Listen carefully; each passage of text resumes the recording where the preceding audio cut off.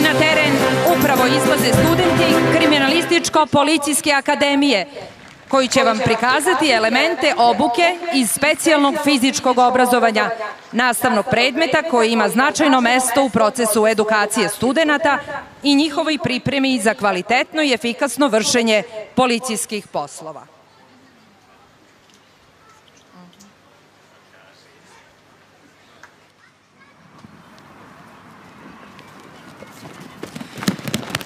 Vidite osnovne tehnike obuke kao i njihove varijante i kombinacije.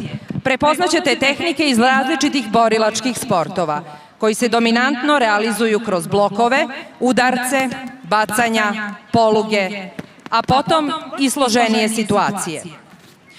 Studenti prikazuju padove i demonstriraju osnovne tehnike bacanja. Ove tehnike su vrlo primenljive u obavljanju izazovnih poslova i radnih zadataka policijskih službenika.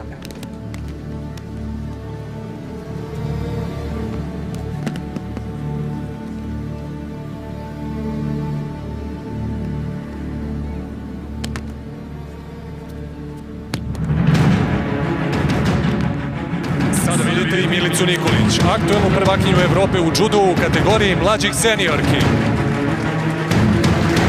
Ta mlada dama koja je izuzetno uspešan student 3. godine akademskih studija kriminalistike je ostvarila jedan od najvećih uspeha u istoriji srpskog džudoa. Milica će predstaviti neke od tehnika kojima je krčila put ka osvajanju titule šampiona Evrope. Pozdravimo nju i ostale akademce jednim jakim aplauzom.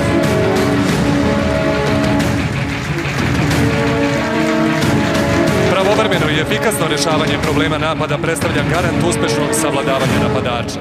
Stoga se studenti osposobljavaju za odbranu od različitih napada, kao i za odbranu od napadača naoružanom vatrenim ili hladnim oružjem. Ovo se realizuje kroz mnogobrojne varijante koje su rezultat uvežbanosti osnovnih elemenata obuke, a čiju efikasnost nam studenti akademije upravo predstavljaju.